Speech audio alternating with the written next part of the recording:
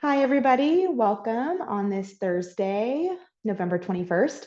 I'm Lindsay Riley. I'm the National Director of Outreach and Marketing for Integrative Life Network. We are so thrilled to have you today. I'm joined by Bain, who's off camera. She's my right-hand woman. She does all the things. I know she emails you a lot for all your needs. And then also Elizabeth Woods. I'll introduce her in just a second. I'm going to let everybody kind of roll in here. I'd love to know where you all are tuning in from. So if you can write in the chat there where you're from, I'd love to hear where everybody's from. Ohio, hello, Nicholas.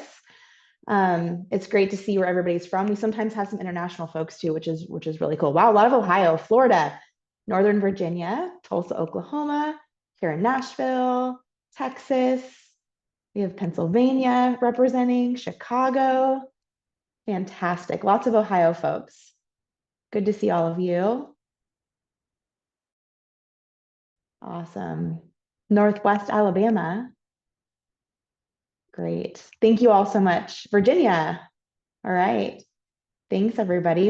All right, I'm going to get started. I'm going to share my screen. We're going to go over some housekeeping items, and then I will pass it over to Elizabeth to be able to start our wonderful webinar here. South Carolina, Charleston. I was just in Charleston a few weeks ago. Great city, by the way, Lily. I love Charleston. It was beautiful. All right, let's get started. All right, so you are here to hear from body image to embodiment, experiencing the body as a resource in recovery. If my computer will work here, there we go. So this is brought to you by Integrative Life Network. We are a premier family of trauma-focused treatment centers for substance use, mental health, eating disorders, and intimacy disorders. We have two locations. We have one in Nashville, which is our corporate headquarters, if you will. We have a residential facility for men and women, as well as day treatment. And then Sauna at Stowe, which is in Stowe, Vermont, a beautiful facility up there, primary substance use. And right now we'll talk a little bit more about Integrative Life Center. That's where Elizabeth is from and helps us out.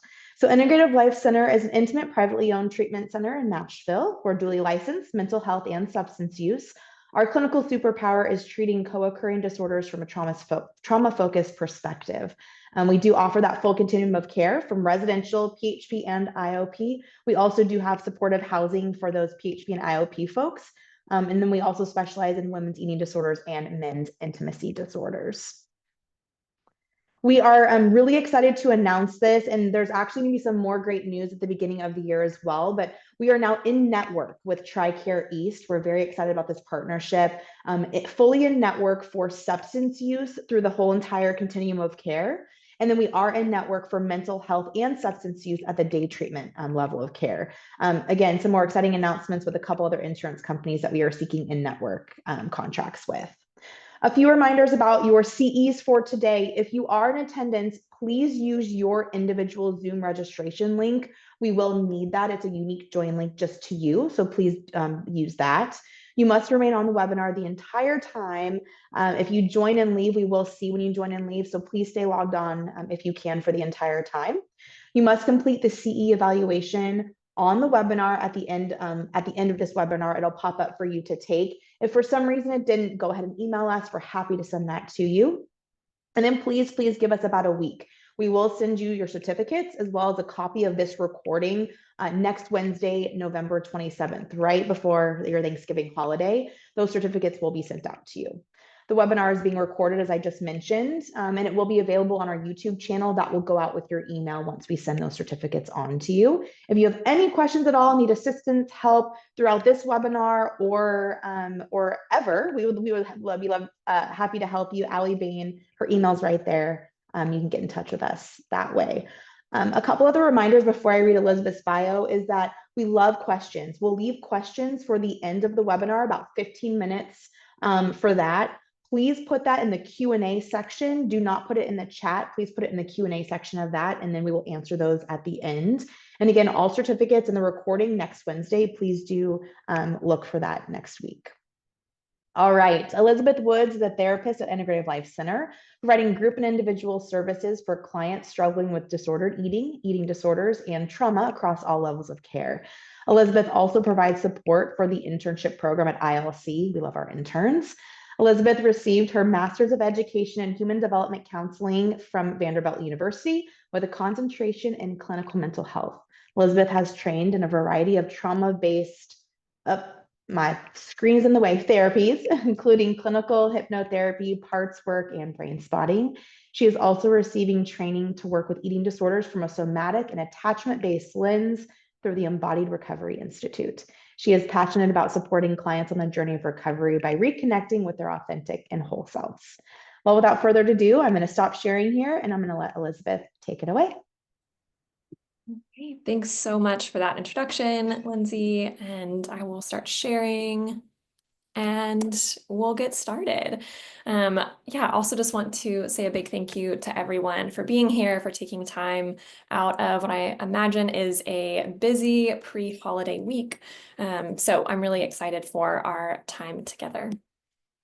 So a little of what it'll look like today, take a little time to give some context to, to this topic and especially how I came to this topic and to this work. We'll take some time to explain and explore the embodiment framework, look at some causes of disembodiment, identify some considerations for incorporating this embodiment work with all kinds of populations. And then at the end, you'll have a chance to engage in a brief sample exercise. So today our objectives are for anyone who shows up today to be able to define embodiment and some of the elements of its 5 core dimensions, be able to better understand some of the various factors contributing to disembodiment, and to be able to name some of the benefits and considerations for working with embodiment, bringing it to our clients. So to take a moment, there we go. Sorry about that. So I want to take a moment and set the stage a little bit with really how I came to this question of how and why we bring the whole body into recovery. So a little bit of my background, as you might have seen in my bio, most of my training has been in treating trauma. Through graduate school, through my internships, that was my primary focus. And when I came to ILC about 1.5 years ago, I had the opportunity to start working with primary eating disorders. And so in both of those contexts, I was understandably working with the body a lot. And then about 1 year ago, I started shifting a little bit, and I was mainly working with groups of clients that had a whole mix and variety of presenting problems. So shifting away from that primary ED to seeing mental health, substance use, and eating disorder in the same group. And the task still was to talk about the body and the issues that come up there. So I had this interesting task of figuring out how to speak to a really wide range of experiences. And I had already learned some of the power of bringing in the body into treatment. And so I began this journey of trying to figure out and practice how to do that in a way that was really relevant to a lot of different presenting concerns.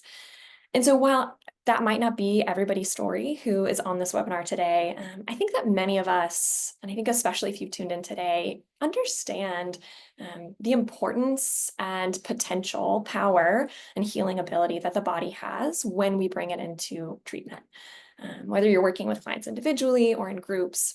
But for many of us, it can be hard to know where to go from,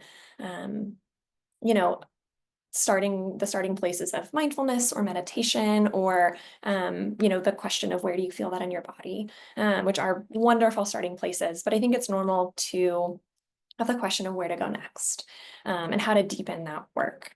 And so today I really want to provide a framework that can help answer that question of what comes next.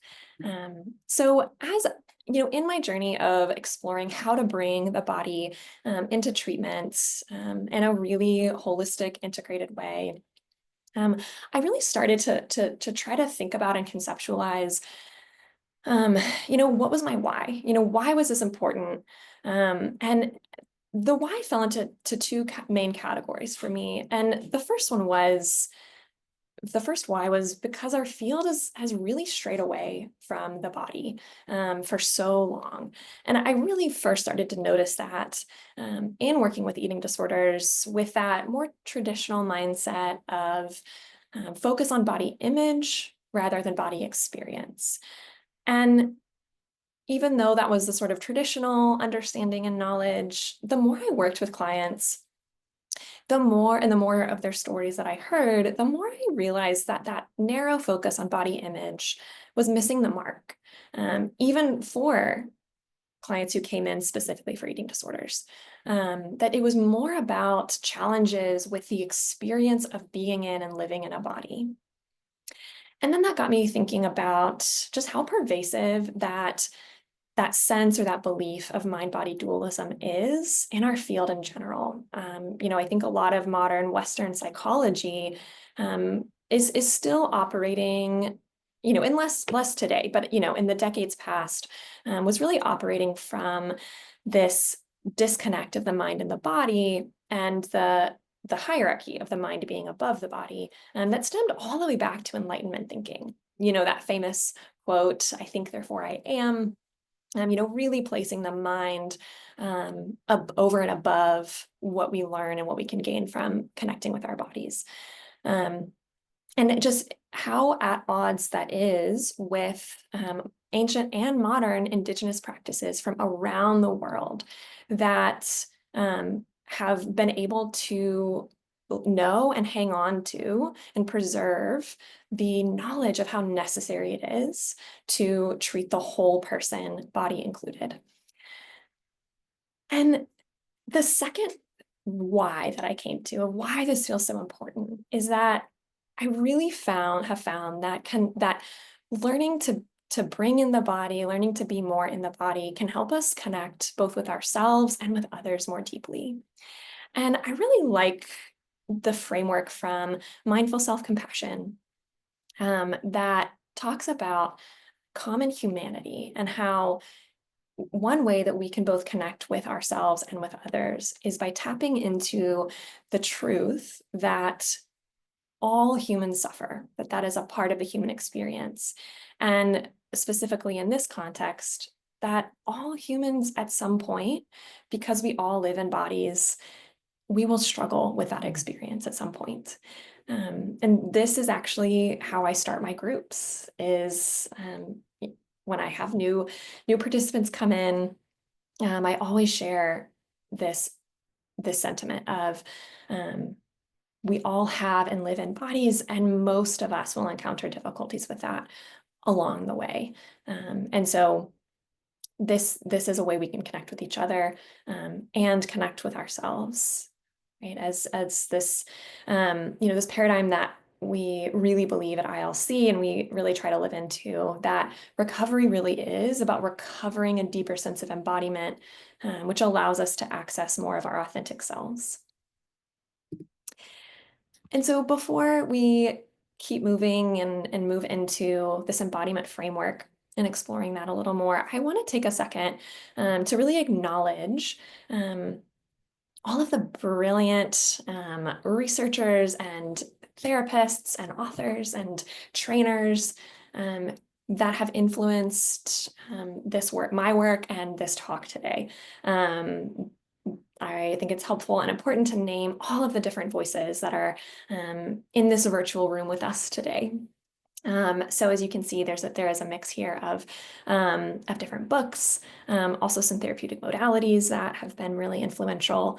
And as Lindsay mentioned in my bio, I've been engaging in a training through the Embodied Recovery Institute, which has heavily influenced my perspectives. And I also want to take this moment to just to acknowledge the role that my own story and my own lived experiences and identities play in how I have learned about this topic, how I show up in a room, how I show up with clients, how I teach about this. None of us exist in vacuums. We are all a product of our whole selves and our whole stories. And so just wanting to name my variety of identities, as a cisgendered, white, heterosexual woman who also lives with chronic pain and illness, all of those pieces of my story have impacted how I show up, and how I am showing up in this room, this virtual room today. And my final acknowledgement and gratitude today is for my clients, for every single human who I've had the privilege of encountering in my time in this work, who has shared their story and shown me what bravery and resilience looks like in real time. And I have learned more than I ever could from any book in encountering these humans. So just wanting to extend a lot of gratitude towards them. So we'll shift now into looking at embodiment. So as you'll see here, right, this very basic kind of foundational definition of the experience of engaging the body in the world. And the framework of embodiment that I will be sharing with you all today comes primarily from the work of a researcher named Neva Paran, who sought to give voice to the lived experiences of women and girls about their bodies. And another researcher who's also a practicing psychotherapist, her name is Hilary McBride. She also heavily draws on Paran's work and uses it to create some practical, tangible principles and practices to bring our work into our work with clients. So I will be referencing both of those researchers quite a bit in our time together today. So when we look at embodiment, according to Paran's work, right, our experiences of engaging our bodies in the world exists on a spectrum. And Paran describes that as positive embodiment, which we'll refer to for simplicity's sake as embodiment, to disrupted or negative embodiment, which we'll refer to in this talk as a disembodiment. And so first looking at this positive embodiment, right, Paran defines it from her research. She found that it is a positive body connection and comfort, embodied agency and passion, and attuned self-care. So I like to think of it as this experience of I am a body and my body is a someone. So there is a humanizing element to those statements. There is no distinction in I am a body, right? My body is me and I am my body. It's very integrated. And when we can access or deepen our sense of embodiment, this can allow us to see our body as a resource. We can feel a sense of positive connection with our bodies. We can feel more present in the moment. We can have more of that mind-body integration. We can have greater access to our internal wisdom and our intuition, and we can feel safer. And when I lead this topic in groups, when I introduce embodiment to clients, I also ask for their definitions of embodiment. And some of my favorites that I've gotten over time is that embodiment is very simply a becoming. Embodiment is flow. And embodiment is not just having an experience of my body, but experiencing life through my body. And so if I were leading this in a group and, as I am sharing this with you now, some questions to think about to bring some curiosity to what this has looked like for you, for clients. The question of what was a time when you felt most like yourself? Or can you remember a time either recently or maybe in childhood when you felt free to exist, to play, to create, to laugh? And seeing if any of those questions can spark some examples or some moments of what it was like to be embodied. And maybe it felt like a one moment of a spark. Maybe it didn't feel like it lasted that long. But for many people, they can connect with at least some moments of this experience. And then as we shift into the other end of the spectrum, we have this experience of disembodiment, which Perron defines as disrupted body connection and discomfort, restricted agency and passion, and self-neglect or harm. And so, in contrast to some of those statements from the embodiment experience, this might feel and look more like I have a body. It might honestly look like I don't even know if I have a body, or I don't want to have a body, or my body is a something, right? There is a sense of either intentionally or unintentionally trying to distance your sense of self from your physical form. And so as we disconnect from, or our embodiment is disrupted, that might feel like or look like viewing the body as a roadblock, as a thing that gets in our way. Not being attuned to your needs and wants, and instead determining them from external sources.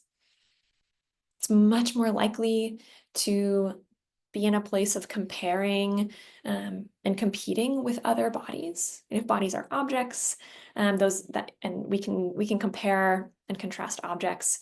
It's a much more natural experience to do, and from this disembodied place. There's a sense of lack of trust in yourself, right? Distancing from inner sources of knowing, and a sense of lack of safety. The way that some clients have described this in the past is very simply the experience of dissociation, which can absolutely overlap with this sense of disembodiment, feelings of numbness, emptiness, and this really kind of visceral phrase that somebody shared once of the skin not fitting right. The sense of not feeling at home in your body. And so some questions that, I might ask for consideration or for curiosity is, what messages or scripts might have restricted or restrained your ability to be embodied? And we'll get into in this talk a lot more of some of those possible reasons and possible factors, but just something to be curious about now. And another question could be, if you could go back and say something positive to your body, what age would you go back to? Right? This can help us tap into some of the moments, some of the times, some of the contexts in which the disruption in our embodiment might have begun. So to further flesh out, and yes, I did intend that pun, to further explore this framework, I'll share now the 5 domains of embodiment that emerged in Perron's work of interviewing, these hundreds of women and girls. And looking at the specific domains here, I think really helps to nuance this concept of embodiment and disembodiment. Because, at the beginning, I shared that it can exist on this spectrum, embodiment to disembodiment. As we get into it, it's often a lot more complicated than that.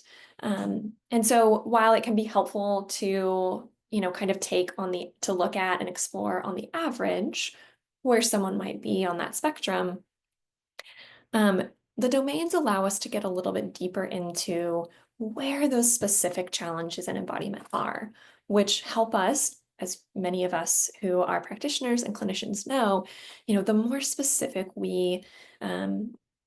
more specific information that we can get, the more attuned our responses and our interventions can be. And so as we go through each of these 5 domains, I'll also be sharing a couple practical ideas of how to increase embodiment that come from Hilary McBride's work. So as we look at this first domain, we're looking at the difference between this sense of positive connection and comfort versus body disconnection and discomfort. So when we feel connected and comfortable in our bodies, it's often that experience of being at one with and at home in the body. And when we have this sense of deeper connection and comfort, that can get reinforced by our embodied selves being validated. So the more we show up authentically, and then we see that validated, the more comfortable we do feel in this embodied way of showing up. But for many people, what can happen is early in life, right? Maybe the more natural state of embodiment isn't validated, that children show up authentically so often, and that they unfortunately meet invalidation. And that can lead to this shift into viewing the body as a problem, right? That it brings up a lot of negative feelings, and that often leads to this want to control, to repair, to fix, right? Or this experience of just feeling simply disconnected from the body, right? Of really living from the mind up. And a few of Hilary McBride's suggestions for increasing or recovering embodiment in this domain include reflecting on where or when you might feel at home in your body. So maybe being curious about, is there a specific place? Is there a visualization that might come from a meditation or some kind of therapeutic practice that allows you to feel at home in your body? Are there certain relationships that allow for that feeling? So starting to tap into, where do I get to feel this? And seeing if there's any way to expand on those experiences. Another suggestion is to take action to feel more comfortable in your body. And so I'm actually going to share that suggestion with you all right now and encourage you to take a moment to notice if there's a way that your body could be made to feel a little bit more comfortable, changing your position, taking a sip of water, standing up for a couple of seconds. Just do it. See what that's like. And so, second domain looks at this difference between agency and functionality versus blocked agency and restraint. So on the side of agency and functionality, right, there can be a sense of physical agency, power, and competence in your physical form and in your physical abilities. And Paran likes to talk about this often coming from this joyful immersion in physical activities. And so this is often, this is really gets to the heart of why, especially at Integrative Life Center, we really do incorporate a lot of movement-based activities and groups in order to help clients have more of this experience of being able to feel powerful and joyful in physical movement. And this agency and functionality can also come in the form of finding your voice, asserting needs, boundaries, and engaging in meaningful activities, right? That this sense of feeling connected to your purpose and your passion can also be from that experience of emotions rather than just physical. Right? It's this whole body experience of agency. And on the other end, we have blocked agency and restraint. So when we see this or experience this, right, it can look like internal or external imposition of restraints on physical or verbal agency or assertion. So it could be that inner critic that is telling you or telling your clients to stop, to get smaller, to run away, to hide, to not use their voice, or it could be social scripts. It could be external factors. Sometimes this might look like feeling that engaging in something meaningful to you is selfish, right? It's not okay to have hobbies. It's not okay to take breaks. It's not okay to do something just because I want to. It has to be I have to be working for somebody else. And then I think what we see a lot, and this is really echoed in more of, a cultural context, is physical activity being rooted in a deficiency mindset. So people engaging in movement or exercise because they feel like they aren't good enough as is. But exercise is to make up for some kind of lack, which doesn't often lead to that same experience of feeling competent and joyful while doing it. And so, in working with this specific barrier and trying to increase embodiment in this area, Hillary McBride suggests that you might want to explore or have your clients explore movements, poses, or postures that represent strength, freedom, or power. This might remind you a little bit of, it's probably decades ago now, the really famous TED Talk about power posing. And I think there was really something in that. And what I would encourage and invite you or your clients to do is get creative with it. It doesn't have to be that classic Superman pose or Superwoman pose. Really allowing for some exploration of what that looks like to each person. Another idea is to take some time to explore and write about something that you feel passionate about or have a strong opinion on, and notice what it's like inside to tap into that feeling of agency and passion and voice. Maybe just put on a song that feels like joy and move freely to it. And then engaging in playful movement. This could be tag, catch, kicking a ball around. Even in session, you can play catch, or play the game contact while playing catch, right? Something fun and silly, just to bring in a little bit more of that levity to movement. And in our third domain, we see on one end being able to experience and express desire versus feeling the need to disown desire. And so on one end, the very experience of having desires is positive. That can be something that connects you more with yourself. And that when those are validated, it can also help connect you with others. And that being able to tune into your desires is also accompanied by the ability and the freedom to meet those desires either by yourself or from others in attuned ways. And then on the other end, you might experience not even being able to connect with desire or pleasure.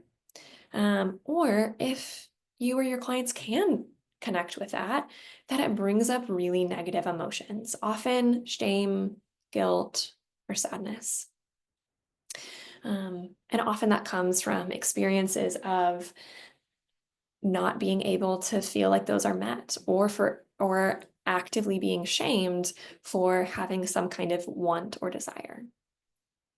And so a few of McBride's suggestions for recovering some embodiment in this area include making a list or just daydreaming about some things that you want. This could be big or small, silly or serious.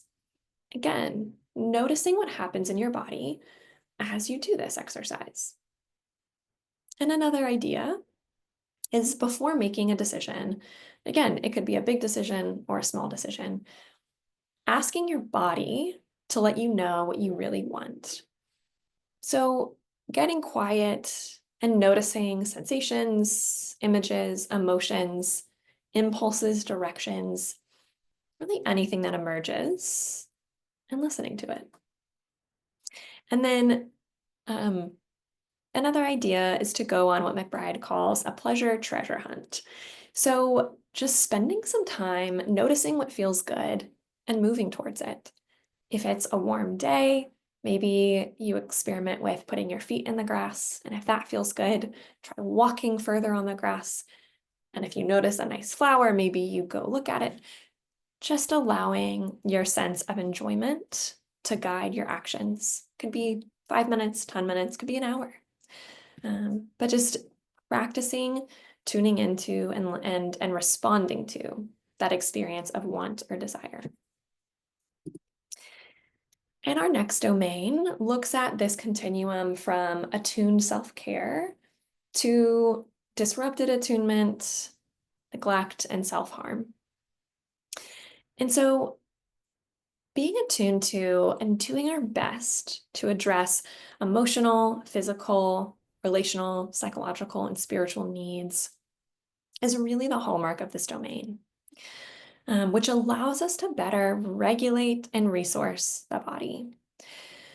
And so much of being attuned is about flexibility and adaptability, right? Being willing to listen with curiosity, and continuing to try new ways to resource and regulate the body and its constantly changing needs, right? It's not necessarily going to look like this perfect self-care regimen every day. Living into this part of embodiment is really about moment-to-moment connection. And on the other end of the spectrum, right, we see this challenge with attunement to our needs, actively neglecting or sometimes unintentionally neglecting our needs, or actively engaging in self activities or behaviors of self-harm. And for some, there can be difficulty in the first place in even being aware of internal cues. And sometimes we refer to this as interoceptive awareness. And so I want to take a moment to make a note here.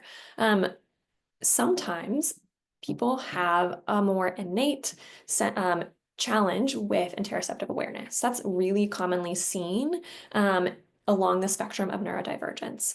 And so I think it's helpful as providers to always be assessing right, the whole context. And so not having a lot of interoceptive awareness is not necessarily a sign of disrupted attunement. It might be just a natural variation in how people show up to the world.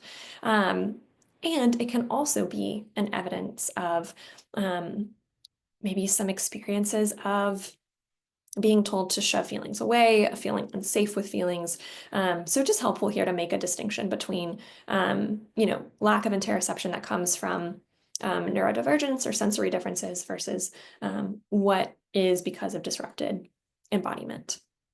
And for some, there might be an awareness of those needs, but they might be a source of inconvenience or frustration. And so there can be a lot of patterns of trying to ignore them or trying to push them away. And then sometimes for some people, the experience of need can be so painful that there is this response of needing to actively harm or punish the self or the body for having needs.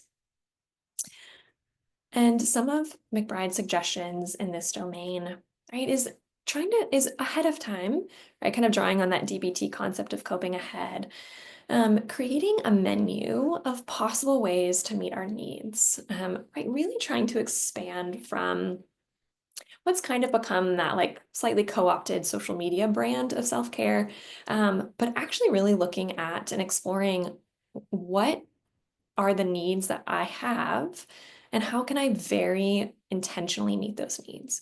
And so I really like to encourage clients to look at those categories listed under the self-care framework, and identify some needs and some ways to meet those needs in each of those domains. Right, so being really specific there. And then another suggestion is more of a one-on-one practice, either for you or your clients. But try and experiment with placing your hands on your heart, looking in a mirror, looking directly into your own eyes, which is at first pretty uncomfortable and hard, and then saying something that you have longed to hear. So just getting that moment of practicing, knowing a need and trying to meet that need. And then our final domain, right, is looking at this difference between experiencing and inhabiting the body subjectively or objectively, right? Or in this objectified way, right? So when we experience the body as a subjective site, right, we are emphasizing our own embodied experience and allowing that to dictate our sense of reality and our sense of self, which can allow us to resist some of those normative pressures of behavior and appearance. Right? Again, it's going back to this idea that our body is a someone, not a something. And it can feel like living from the inside out. Versus when we experience our bodies as objectified, there is often this experience of focusing on feeling the need to adhere to the normative standards, behavior, appearance, gender roles, achievement. And these constantly change. And that can really lead to people feeling constantly deficient and not enough. Right? It's living from the outside in, trying to take what you see on the outside as normal and molding yourself to try to fit that. And, you know, as we know about averages, there is no one who is average. Right? That is part of how it works. So that's going to constantly feel like an impossible task. Right? And so McBride might suggest here identifying a time where you might have felt like your body was an object. Often this comes up around issues of size, ability, sexuality, race, gender, or age. And seeing if you can identify a way you were able to resist that, or how do you wish you could have resisted that? Or how might you want to resist that in the future? A simple way to engage with this is try referring to your body with person pronouns rather than object pronouns. So whatever your identified pronouns are, she, he, they, try referring to your body that way rather than it. Just see what happens. And then one of her suggestions that is one of my favorites is try writing your body a letter. She uses the framework of I'm sorry. So sharing some things that you might feel some regret for of how you've treated or experienced your body in the past. And then I love you. So sharing some gratitude for the way your body has continued to show up for you. This can be a really, really powerful exercise for clients individually and in groups. So those are our 5 domains. And, you know, as we've gone through those, right, and I encourage you to also, you know, be thinking about clients, thinking about yourself. You might have been able to kind of notice and pinpoint some places where embodiment might feel more accessible to you or might feel less accessible. And, you know, when I lead this topic with clients, I often just kind of ask for people to check in and share, like, kind of on the average, on the whole, where do you feel like you might fall? And for most people, it's often much closer to disrupted embodiment or disembodiment. And we're going to take some time to just look at the factors and the reasons why, right? Because I think that is really common and honestly really understandable when we look at all of the different reasons, very understandable reasons why we have learned to become disembodied. So we're going to be looking at this, kind of thinking about concentric circles, working from the outside in. So we'll first take a look at some of the societal factors that lead to more disembodiment, right? And so Perron really links this to this idea of social capital and bodies as a form of social capital, which, you know, capital allows us to access resources, right? And this access is informed by ideologies that privilege certain individuals, right? And as you see here in Western countries, that is so often white, male, cisgender, heterosexual, able-bodied, young, and financially endowed. So I'm sure everyone here can identify at least one client who does not fit all of those categories.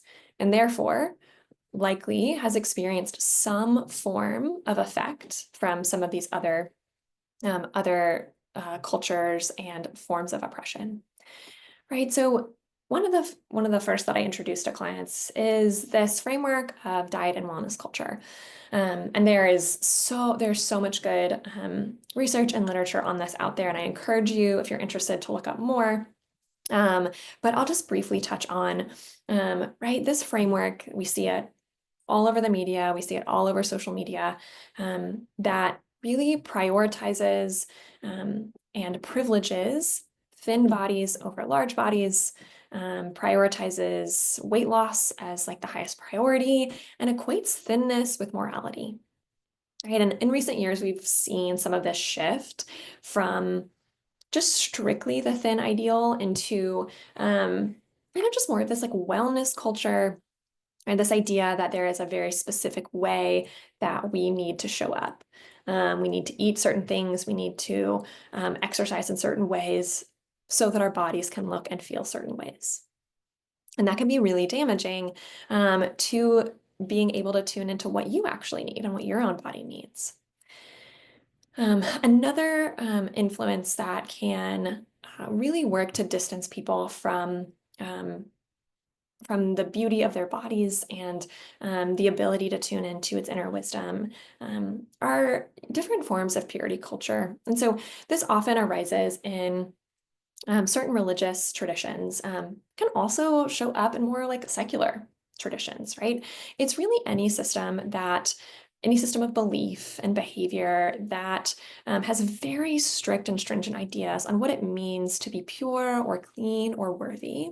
And a lot of that has to do with the physical body and whether or not you act on certain desires or what your body looks like, what you put in your body.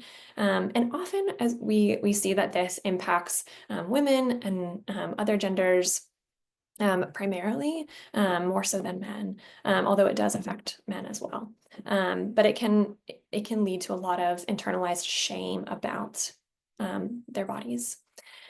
And then finally, really any system that prioritizes certain bodies over other bodies is going to lead to a lack of safety for many people, not only like internal safety or psychological safety, but also physical safety. And the less physical safety people can access, the more understandable and in some ways adaptive it is to disconnect from your embodied experience. Right? So we're looking at a lot of those isms: racism, ableism, ageism, sexism, homophobia, right? Again, anything that creates a hierarchy and differentiates who gets to access certain privileges and certain amounts of safety. And so as we move inside of the circle a little bit more, right, we have this layer of interpersonal influences and effects. So first, just looking at intergenerational and historical trauma, right? So what we're learning from the field of epigenetics is that the things that happened generations and generations ago can actually show up in our bodies today. So right from the start, that can impact the way people feel safe or not safe to be embodied, right? And then as we grow and develop, we start to become cognizant of certain kinds of rules around food in our family of origin. Every family has food rules. They might not be explicit and they might be very broad, but they're there. And kids are really good at picking up on that. Just like kids are really good at picking up on what parents and caregivers say about child's body, but also their own bodies. And both can have a profound impact on how people learn how to think about and talk about bodies. And then that carries on as we develop into peer narratives, right? We start to look to peers for some of that data on how we should show up with our bodies and how we should think and feel about our bodies. And then, of course, social media is impacting kids, teenagers, adults, right? It has not spared anybody. Just the ways in which those societal messages get filtered into our screens and our brains every single day. And then finally, we look at some of those individual experiences that can have a profound impact on embodiment. So, those first three, we're looking at really those first four, we're looking at specific traumas. So this could be birth trauma, could be some kind of single event or shock trauma. Right, where bodies can get stuck in a defensive response, which can feel very confusing. Right, we see a lot of, I'm sure people have seen a lot of clients who get triggered very easily, who might be hypervigilant. That is a sign that they are stuck in a defensive orienting. Could also be this more developmental trauma or attachment injury, right, more of that complex PTSD presentation. Also can come up through body-based teasing, harassment, or discrimination. Experiences of chronic illness or pain can really lead to a feeling of lack of trust, a feeling of betrayal in your body, which can lead to understandable disembodiment. Experiences of gender dysphoria, right? That really makes me think of that skin not fitting right experience. Differences in sensory processing, challenges and neurodivergence, right? As I mentioned before, there are some natural differences in how we experience and engage with the world through our senses. And living in such a neurotypical world, so many people along this spectrum learn the message that their bodies are the problem and that they are wrong and they need to conform to our world, when in reality it's just natural difference. And so all of those layers can have profound effects across the lifespan at any point in moving us away from connected embodiment. And so I want to give us a minute here. Right now that we've looked at those potential causes, right, all of those factors, I want to invite you to just pause and notice what you are feeling in your own body. Maybe taking a breath.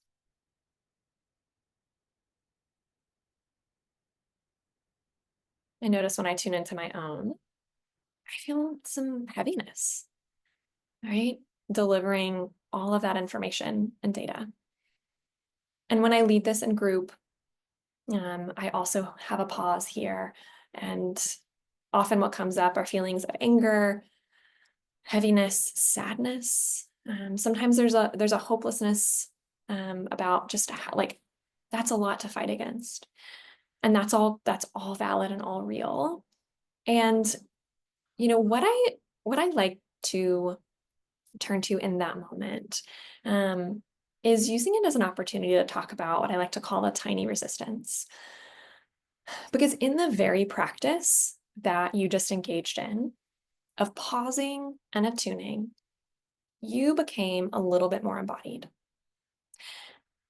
And in that moment of embodiment, you said no thank you to all of those things that have tried to push you out of your body. And so I appreciate everyone who just engaged with me in a tiny resistance just now. And so we'll keep moving and shift now to talking about, again, kind of why specifically this framework of embodiment can be helpful to bring to clients, as well as some of the considerations for doing so.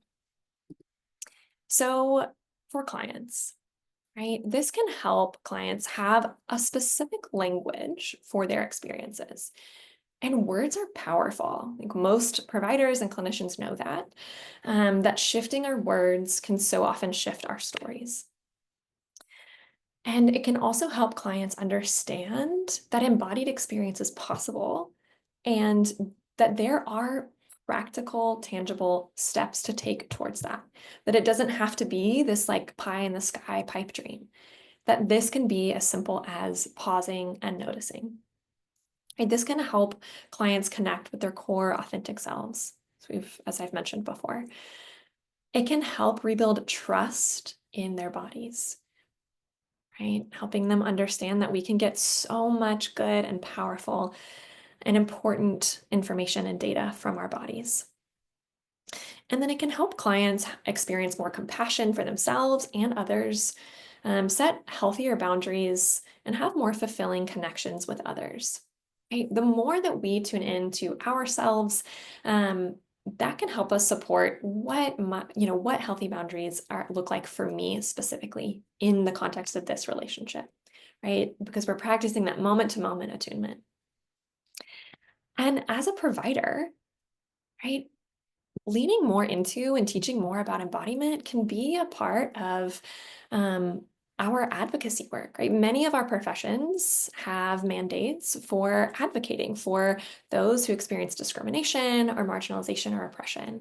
And so, as we looked at before, this embodiment framework really directly speaks to the ways in which systems of discrimination uh, directly and powerfully impact individuals' sense of embodiment. And so being able to name that for clients and bring that into the room can be a really powerful corrective experience for clients, helping them understand and access some of their agency and power. And then it also allows us to bring a more authentic, embodied self into the room. So the more that I can connect with my own authentic self, the more centered and present in my own body that I feel, right, the easier it is, the more space, more spaciousness that creates in the room for our clients to also show up that way, right? We often talk about our role as therapists and clinicians and providers as modeling. And so this is a way that we get to model for our clients what it's like to be embodied, to show up and show up authentically. And some of the things to be looking out for, right, in the room, we talked about maybe some of more of the like theoretical framework, what that looks like on paper, but yeah, what does that look like in the room? And so sometimes that can look like clients who are in their heads. Sure, you can think about some that are coming to mind, overthinking, worrying. They're often going to start sentences with "I think," even if you ask them about what they feel or what they sense or what they're experiencing, it's going to be, I think. Again, clients who have low interoceptive awareness, I'm going to remind you again, assess for neurodivergence and just natural differences there. Clients who become easily dysregulated by something like a mindfulness exercise or a meditation, it's often a clue that there's a barrier in going inside for some reason. Clients who seem to move a lot, or clients who don't move at all. So either that, fidgety, can't stop moving, or clients who just feel frozen and stuck or tense. And then clients who talk about bodies a lot. Could be theirs, it could be other people's. And often this is the client that doesn't say anything in an intake about disordered eating or eating or trouble with body image, but it's on their mind a lot. And so anytime you see this, any of these things, and there are so many more, this was just a couple off the top of my mind, is right. These are little inroads, right? Little trailheads. And once we notice these, we can gently make contact, right? Notice that they're there, and then invite curiosity and exploration. Right? Doesn't mean that we need to have a specific intervention for each one. Sometimes it just takes noticing, like, oh, I think I'm noticing that you start sentences a lot with "I think." And just now, when I asked you how you felt, you said "I think."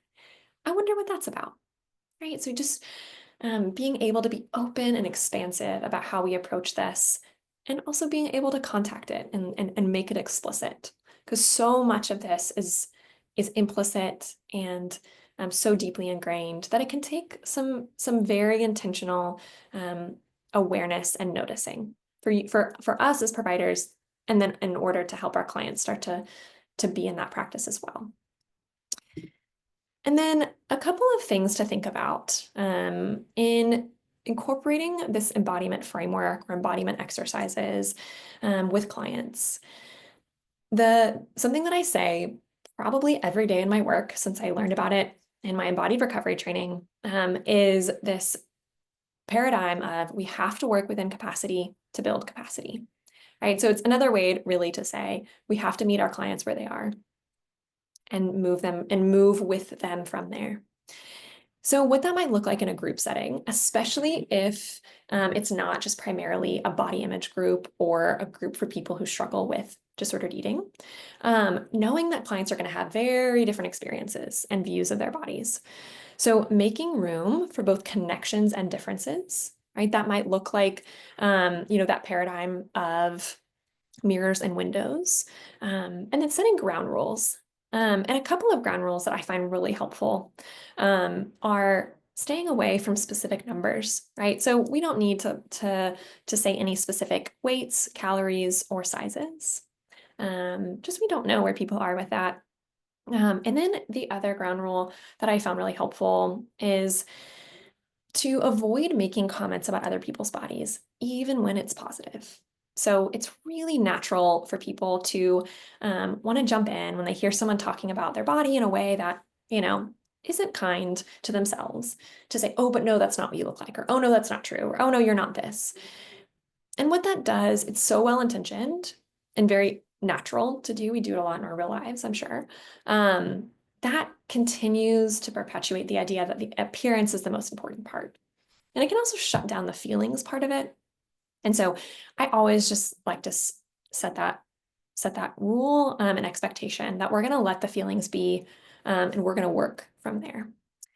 And then, as with any group, be invitational with any exercise or discussion, and also offering options that incorporate a lot of different ways of experiencing or processing. So I really like to have some kind of exercise or practice that involves a little bit of embodied movement, something that encourages some more stillness or reflection. It's like silent reflection, something that incorporates writing, and something that incorporates talking, right? So we're getting a lot of variety in how we process and experience whatever the topic is. And then if you're working with individuals and want to bring this in, you get to take a more detailed history of, their experience with their bodies. So maybe get a timeline of how they have learned to think and talk about their bodies. And then let them define what their goals are. So not everyone wants to get to a place of body positivity or body love or like full 100% embodiment all the time.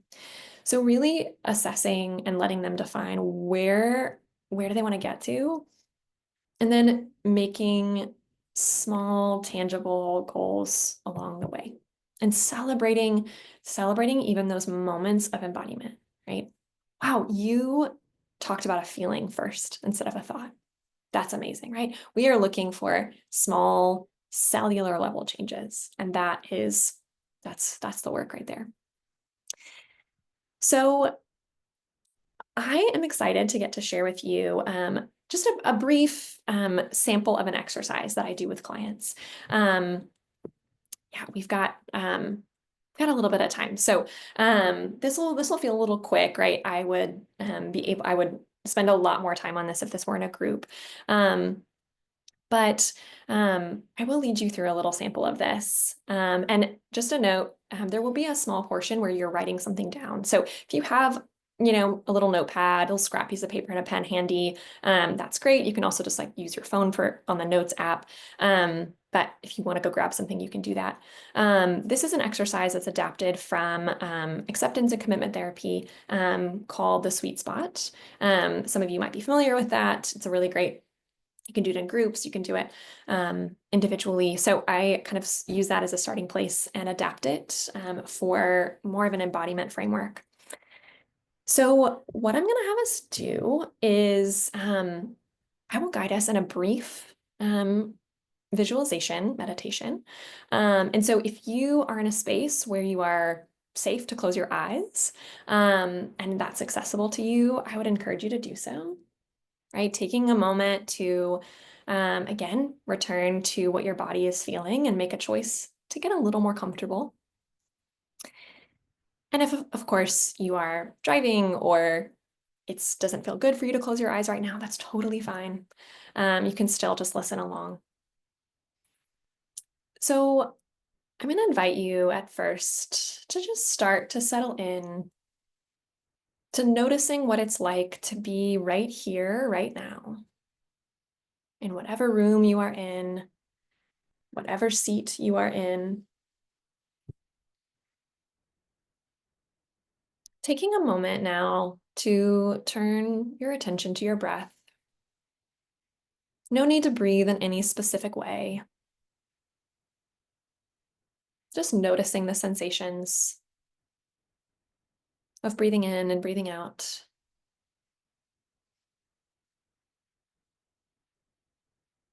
And so, from this place of presence and calm, I want to invite you to call to mind a memory that represents the sweetness or richness of life. Maybe this is a memory where you felt like yourself, or you felt free or connected.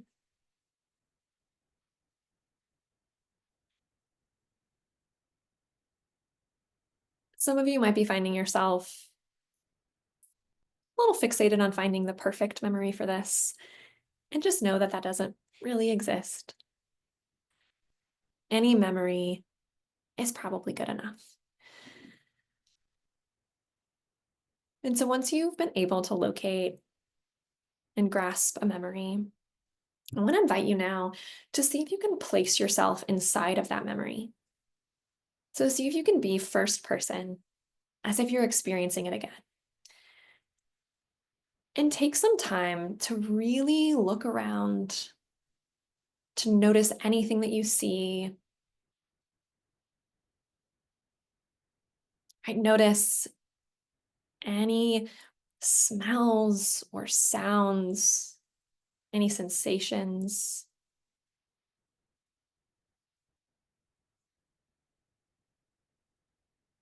Noticing what emotions come up as you relive this sweet moment in your life.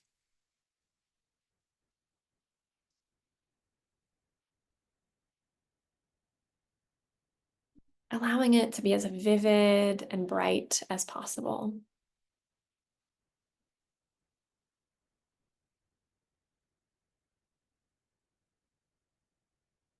And what I'll invite you to do now is shift to writing about this memory. We'll take about a minute, not very long, but just see what you can put down in our minute, right? Trying to write in first person, just some of the important details and emotions that came up in this memory.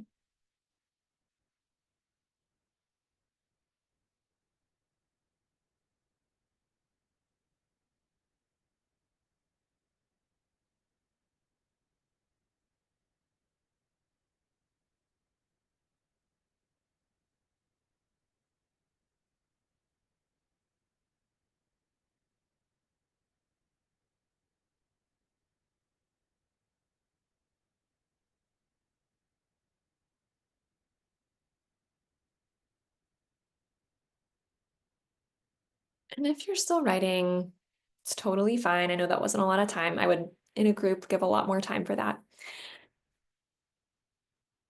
What I will do now is I'm going to pull up a list of values.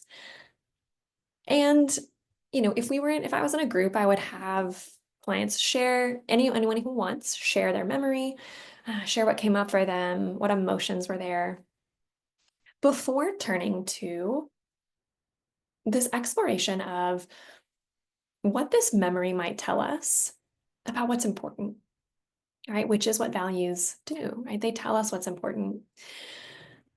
And so, maybe as I'm kind of talking us through this, you can be looking at some of the values here, and you can use any values list, right? They're all good. Right, and see what resonated from your memory. And as you do that, maybe think about this question of the values that emerged from this memory. Do they feel pretty true to your authentic self? Do they feel like in line with generally what you value? Oftentimes, it's a yes. And what we've seen here is our body being a source of information about what it's like to be us, right? I'm sure many of you have done an exercise like this with values where you start with a list, and you have that cognitive process of identifying values from that kind of top-down lens, right? Which is great. I love that exercise. This is a way of demonstrating that we can get some of that same information or additional information by listening to what our body has to say. What emerged in our bodies as we explored this memory? And is it also true? And then the other piece of this exercise that I start to explore with clients is, in anyone's memory, did your appearance come up? Right? So maybe be curious about your own memory. I ask that to my groups. More often than not, actually only one time and I've done this group, I don't even know how many times. One time a client has said yes. Every other time it's a no, that their memories had nothing to do with their appearance or what their bodies looked like. And so, and if it does, if that came up, right, a great chance for curiosity, right? Doesn't have to mean they did the activity wrong or anything like that. No need to judge that. Just be curious, an opportunity to be curious. But for so many, it didn't. And that can be a helpful doorway into a conversation about how differently we often feel about our own values, right? How different our values are from what values come from the broader culture, right? That come from diet culture, wellness culture.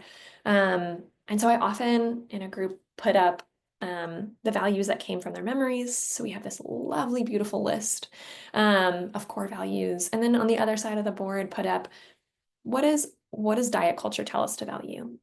And then kind of taking a step back and looking at those two lists side by side can produce a lot of really rich information and data and great discussion. So I know that was, kind of quick overview of this exercise, but I hope that you were able to, one, connect with something internally for you, right? Like I hope that you got a little piece of knowledge and wisdom from your body in that exercise. And I hope that you, maybe found something tangible to take away from that you can go use with clients or in a group. And so before we shift to questions, I want to close with a passage from Hillary McBride's book that is one of my favorites and really helps to anchor me, especially when this work can feel really slow. And in the moments when I myself feel like there are just so many forces that tell us embodiment's not safe. I have found that this is a very centering passage. So I will finish with this. Ultimately, remembering our bodily selves, becoming embodied again, is slow work. It is compassionate instead of perfectionistic, communal instead of individualistic, process-oriented instead of achievement-oriented, and mutual instead of hierarchical. We cannot arrive there through the same mechanisms that pulled us out of our bodies in the first place. When we have embodied experiences little by little and go about this in a new way, we are able to craft a new story and enter into a new experience of ourselves. So I want to give everyone a huge thank you for your attention today and for joining me in this exploration of embodiment. Also a big thank you to Integrative Life Network for allowing me this space and time to share with you all. And so now I think we've got some time for questions. Yes, that was wonderful. Thank you, Elizabeth. We have a few questions here we'll get to. So the first question says, I've often thought there are those who try to excel in appearing macho, and then in parentheses it says men, or women who constantly enter beauty pageants. Can you comment on connection of this with feeling good about themselves? Oh yeah. Yeah, that's a great observation and a great question. And I think that what I see in that, and Well, first a disclaimer, right? I think there's probably a lot of reasons. I think everyone is going to come to that experience and that choice from a different place, right? So this is very speculative, knowing that there's a lot of nuance here, I'm sure. But from the framework, right, that we get from a lot of culture and a lot of society, that worth is really tied to our appearance, right? Like that is a message that we get so frequently from so many places.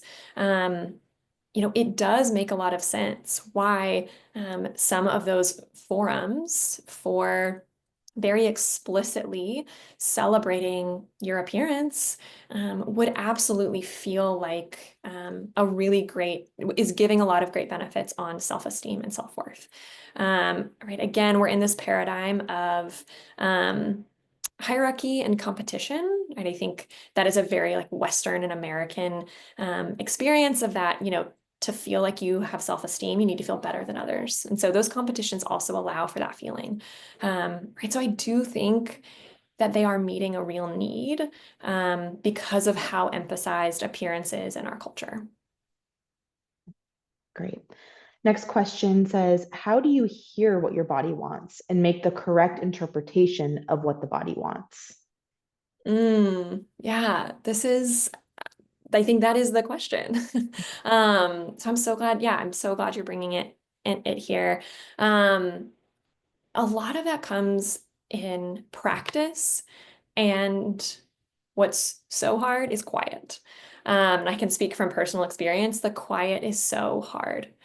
Um, and what I would say, and I think what can be helpful starting places for some people is identifying ways that you already hear and listen to your body.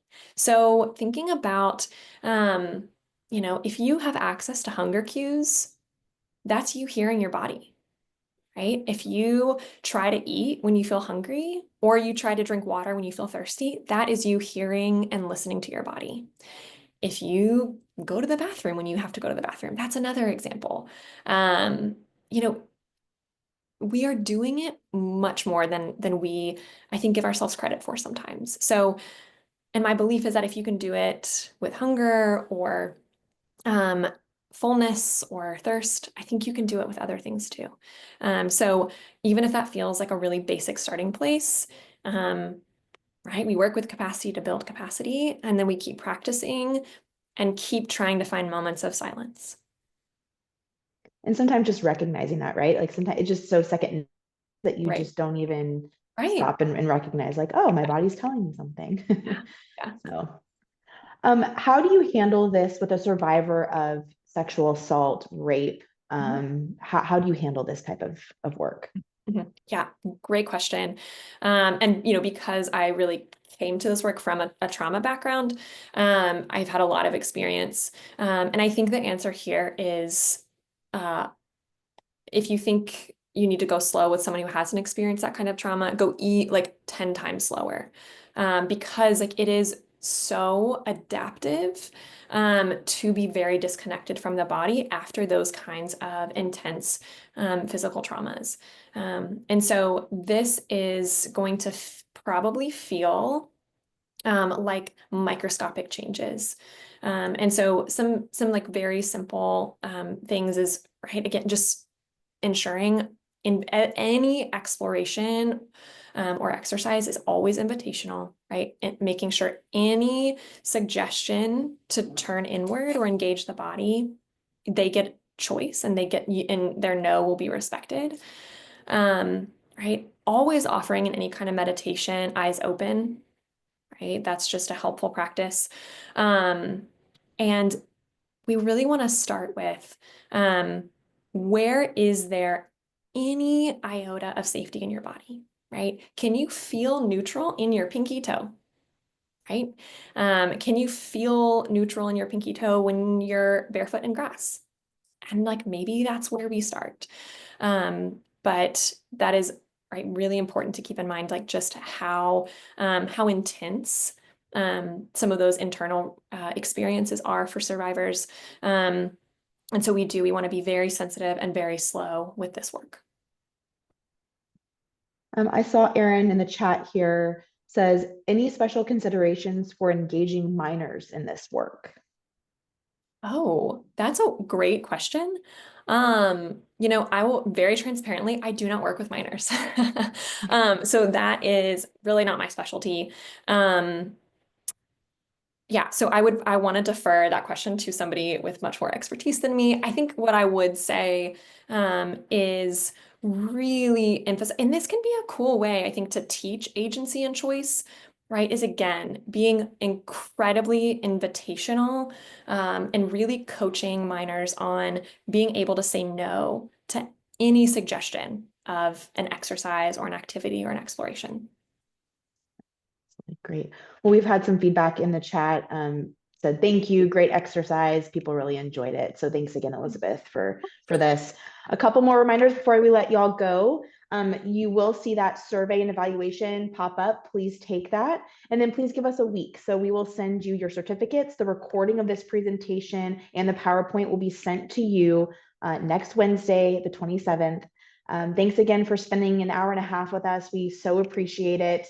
And happy Thanksgiving, everybody. We're into the holiday season. We're just so grateful that you all spend your time with us monthly here. We love doing these and it's so informative. Have a great holiday and we'll see you all soon. Thanks. Bye-bye. Thanks, everyone.